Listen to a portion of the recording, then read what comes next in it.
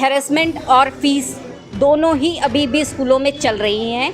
चाहे कुछ भी हो गया है, ये बिल लाके हमारे ऊपर बस थोपा जा रहा है, इससे हमसे कोई रायशुमारी नहीं ली गई है कि एक अभिभावक किस तरीके से अपने बच्चों को पढ़ाने के लिए किस मेहनत से मुशक्क़त से घर से निकलते हैं, पैसा जुगाड़ करते हैं ताकि उनके बच्चे को अच्छी से अच्छी शिक्षा मिल सके।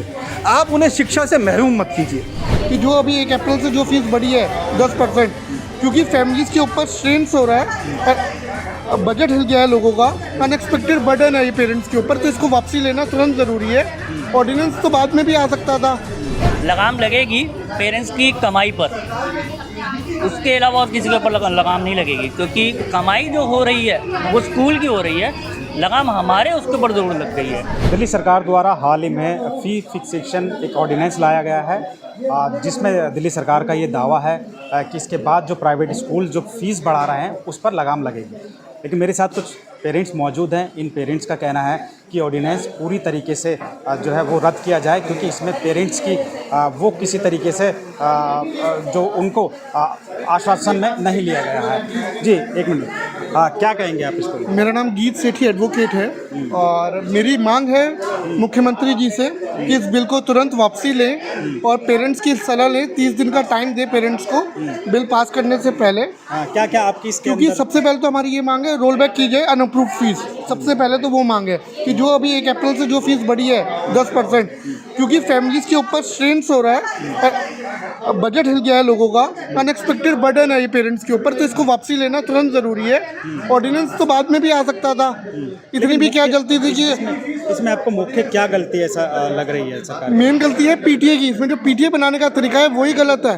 15% जो बोला गया कि 15% होने चाहिए, वो सबसे बड़ी गलती है। तो ये सब चीज़ें हैं और इसके लिए हमने लेटर लिखा है प्रधानमंत्री जी को, सीएम को, एलओपी को, कांग्रेस प्रेसिडेंट को दिल्ली के। हमने मांग करी है कि हमारी आवाज़ उठाई जाए और इस बिल को रोका जाए एज अर्ली एज पॉसिबल। सरकार इस बिल पे कोई ध्यान नहीं देती तो आप लोगों ने क्या? हम लोगों ने धरना करने का सोचा है। हम स्कूल्स के बाहर और 14 तारीख को हम एक धरना कर रहे हैं जंतर मंतर पे, और हर स्कूल के बाहर भी करेंगे अब। धन्यवाद। हाँ, तो ये पेरेंट्स थे जो जिनके बच्चे स्कूल में पढ़ते हैं। इन लोगों का कहना आप मेरे पीछे देख सकते हैं कि ये तमाम जो पेरेंट्स हैं ये आए हैं, इन्होंने प्रेस कॉन्फ्रेंस करके ये कहा। आइए प्रेस कॉन्फ्रेंस में इन्होंने क्या कहा वो भी सुनते हैं। चर्चा हम लोग करने जा रहे हैं। जैसा कि आप सभी को मालूम होगा, transparency in fee fixation bill जो कि मंगलवार को एक अध्यादेश के जरिए दिल्ली सरकार लेकर के आई है, उसके ऊपर आज हम चर्चा करेंगे। यह चर्चा लगभग दिल्ली के 70 स्कूलों की द्वारा बनाई गई एक अम्ब्रेला यूनाइटेड पेरेंट्स वॉइस के द्वारा की जा रही है। हम लोग दिल्ली के अलग अलग प्राइवेट अनएडेड स्कूलों के अभिभावक हैं, वहाँ से जुड़े हुए हैं, एजुकेशन एक्टिविस्ट हैं, जो कि इस अम्ब्रेला के जरिए अपनी बात दिल्ली सरकार तक पहुँचाना चाहते हैं।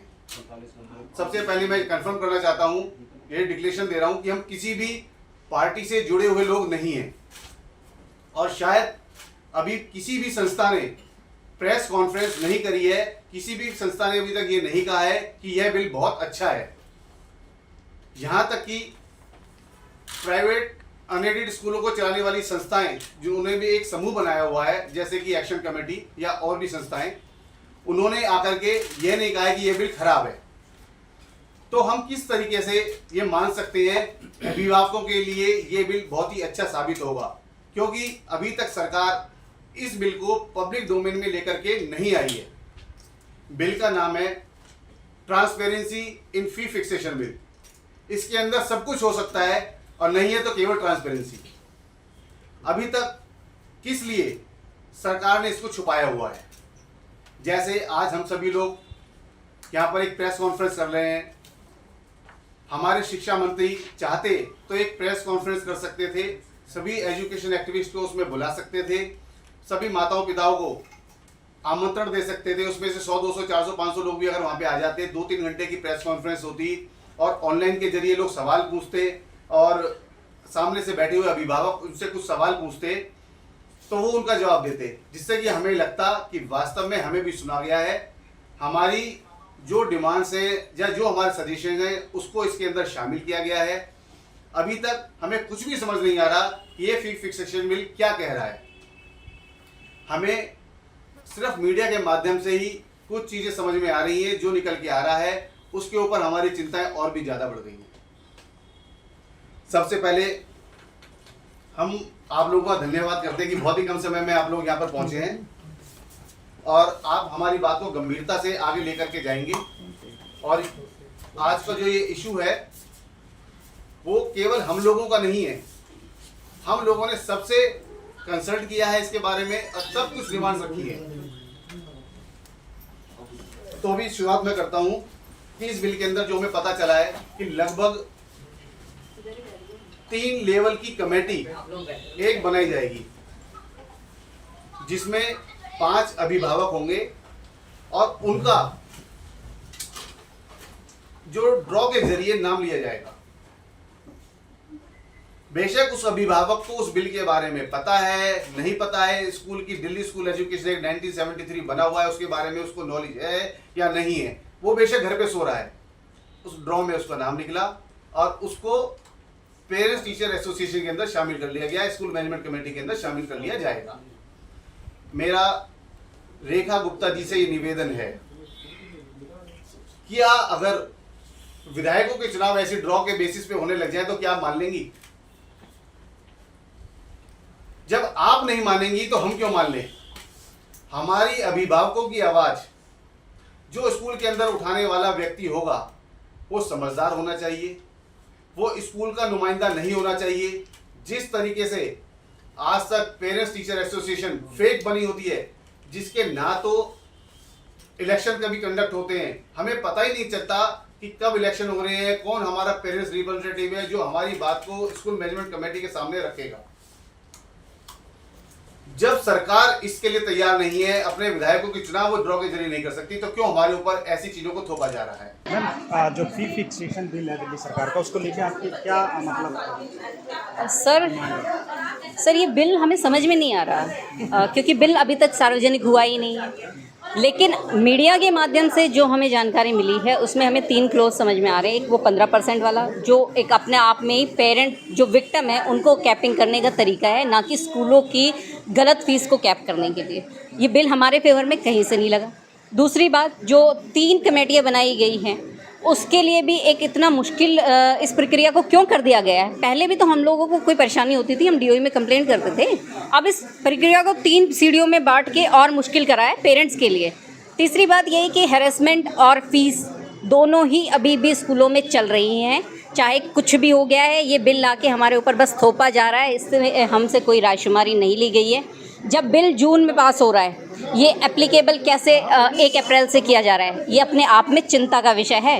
इसलिए हमें इसमें मिली भगत नज़र आ रही है। आप लोगों की क्या डिमांड है? पहली डिमांड तो सर हमारी यही है कि आपके माध्यम से जो भी मीडिया साथी हमारे यहाँ आ जाए हैं उनके माध्यम से या और जो भी कोई साधन है तो ये बिल सार्वजनिक किया जाए, इसमें कंसल्टेशन के लिए वक्त दिया जाए और अगर ऐसा नहीं होता है तो हमें प्रोटेस्ट करना पड़ेगा। अब हमारे पास रास्ता यही बचा है। आप क्या कहेंगे? सर मैं तो बस एक ही चीज़ कहूँगा, हम अभिभावक हैं, हम लोग सिर्फ एक रिक्वेस्ट कर सकते हैं, हाथ जोड़ के विनती कर सकते हैं, मतलब जितने भी पार्षद हैं, जितने भी विधायक हैं दिल्ली के, सबसे एक ही विनती करेंगे कि साहब आप भी कहीं ना कहीं अभिभावक हैं, आप भी ये समझ सकते हैं कि एक अभिभावक किस तरीके से अपने बच्चों को पढ़ाने के लिए किस मेहनत से मुशक्क़त से घर से निकलते हैं, पैसा जुगाड़ करते हैं ताकि उनके बच्चे को अच्छी से अच्छी शिक्षा मिल सके। आप उन्हें शिक्षा से महरूम मत कीजिए। आप जो शिक्षा का हक है ना, आप वो शिक्षा का हक उनको रहने दीजिए। जो भी आप ये ऑर्डिनेंस लाए हैं, ये इसको इतना ट्रांसपेरेंट कीजिए कि हम लोग आप पे विश्वास कर सकें। हम लोग आप लोगों को एक चुनकर एक नई सरकार लेके आए हैं, इसलिए लेके आए हैं कि हमें यह भरोसा था कि आप शायद कुछ नया करेंगे, लेकिन आप तो अभिभावक को ही कहीं ना कहीं मारने के लिए निकल गए हैं। तो अभिभावक अगर मरेगा तो वो अभिभावक है, कल वो वोटर भी है, ठीक है? तो वो हर तरीके से अपना मत का यूज़ करेगा। जब उसको मौका मिलेगा तो वो आपको अपना रोष प्रकट करेगा कि सही क्या है और गलत क्या है। आज हो सकता है कि आप हमें प्रताड़ित कर लें, लेकिन कल प्रताड़ित करने के लिए हमारे पास भी बहुत कुछ है। तो मैं सिर्फ एक ही चीज़ कहूँगा, आपसे निवेदन करूँगा कि आप प्लीज़ हमारी आवाज़ को सिर्फ एक आवाज़ ना समझें, 2 आवाज़ ना समझें, आप इसको पूरे समूह की आवाज़ समझें। कुछ लोग यहाँ आ पाए हैं, कुछ नहीं आ पाए हैं, लेकिन इस विधेयक को रद्द कीजिए तुरंत प्रभाव से, अब पब्लिक डोमेन में लेके आइए। हमारी आवाज़ को आप अपनी आवाज़ समझ के हम लोगों को पूरी तरह से आश्वासन दें और हमें सड़कों पर उतरने पर मजबूर ना करें। धन्यवाद। दिल्ली सरकार का जो नया फ़ी फिक्सेशन बिल आया है उसको लेकर आप लोग क्या कहेंगे, क्या आप लोग उसका विरोध कर रहे हैं और आप क्यों उस बिल का विरोध कर रहे हैं? देखिए हम लोग क्वीन मैरी स्कूल से हैं, ठीक है ना। और रेखा गुप्ता जी ने बहुत अच्छा सा एक वीडियो बनाया था जहाँ पे कि हमारे स्कूल के बारे में बोला गया था कि भैया इनके स्कूल को अभी नामांकन रद्द करो, कुछ नहीं हुआ। जो हुआ है वो सब रील में हुआ है, रियलिटी में कुछ नहीं हुआ। ना फीस कम हुई है, ना फीस के बारे में कोई जिक्र हुआ है। पेरेंट्स के ऊपर आज भी उतना ही प्रेशर है, ठीक है, कि आप फीस पे करते हैं और कौन सी पे करते हैं उस चीज़ की कोई क्लैरिटी नहीं है। लास्ट जो गवर्नमेंट ने जो बोला था, DOE ने जो बोला था वो था 2021 की। उसके बाद से लेकर अभी तक 100% बढ़ चुकी है हमारी फीस। जहाँ पे 10,000 थी या 50,000 थी वो 1 लाख पहुँच चुकी है, जहाँ पे 1.5 लाख थी वो 3 लाख पहुँच चुकी है, ठीक है। सरकार जो ये ऑर्डिनेंस लेकर आई है उसको लेके सरकार का ये दावा है कि इससे फीस जो बढ़ोतरी हो रही है प्राइवेट स्कूलों की उस पर लगाम लगेगी, तो उसको लेकर आप क्या कहेंगे? लगाम लगेगी पेरेंट्स की कमाई पर, उसके अलावा और किसी के ऊपर लगाम नहीं लगेगी, क्योंकि कमाई जो हो रही है वो स्कूल की हो रही है। लगाम हमारे उसके ऊपर ज़रूर लग गई है, क्योंकि हमारे हाथ बंद गए हैं कि हम लोग फीस कैसे पे करें, कितनी पे करें। जो भी हो रहा है वो स्कूल के लिए हो रहा है, हमारे लिए नहीं हो रहा है अभी वो। तो सरकार का जो ये दावा है उस दावे को आप क्या समझते हैं? क्या इस ऑर्डिनेंस से पूरा होगा या इस ऑर्डिनेंस को लेके आप लोगों में कुछ संशय है? देखिए ऑर्डिनेंस को लेकर बहुत ज़्यादा संशय है, क्योंकि वो बिल के रूप में किसी भी पेरेंट्स के आगे नहीं रखा गया। तो पेरेंट्स अभी एक चीज़ तो क्लैरिटी दे रहे हैं साफ साफ, 24 घंटे का टाइम है गवर्नमेंट के पास में, इसके ऊपर एक्ट कर लीजिए, वरना यूनाइटेड पेरेंट्स वॉइस के अंडर हम सारे स्कूल के सारे पेरेंट्स सड़क पर होंगे 14 जून, ये क्लियर है। आप कुछ कहेंगे सर? क्या देखिए, मेरे साथी रोहित ने ऑलरेडी डिटेल में एक्सप्लेन किया, ठीक है।